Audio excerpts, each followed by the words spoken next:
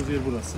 Hemen arka tarafında otopark olarak planladık. Sol tarafımızdaki idari binamızın olacağı kısım. Karşı tarafta veteriner hekimler ve ameliyathanemizin olacağı kısım.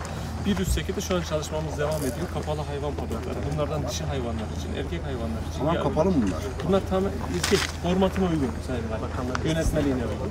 Karşı tarafta kediler için. Komple kapalı şey usulü mü? Yoksa şey mi? Üstü kapalı, yanlar açık olacak şekilde havalandırması olsun diye. Yanlar açık olması lazım. Şu taraflarda hayvanların açık bir şekilde serbest gezeceği alanlar. Onları hazırladık, bitirdik. Şu an kapalı mekanlarımızın duvarlarını örüyoruz. Burada bitti sayın. Bu doğal yaşam alanı. Bu doğal yaşam alanı. Doğal yaşam alanında gerek var mı?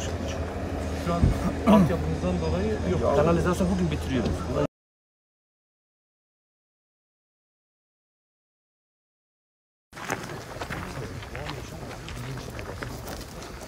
Onu şimdi iş bölüyoruz. Erkek, dişi, çocuk şeklinde. Yani onları biz hafta sonu hayvanı bırakmış olacağız. Yani bura kapalı mekan. Yani burayı evet süper, harika. Ama benim konsantrasyonum orası. Elimizi sürmüş gibi. Elinize sağlık, bence güzel olmuş. Bir daha kırmayalım, dökmeyelim. Çok güzel olmuş. Çünkü kilit taşı falan düşecek. Yani. İnşallah Cuma'ya alacağız hayvanı tam yani bakanın aradığı standart. Doğal yaşam. Burada 15 Aralık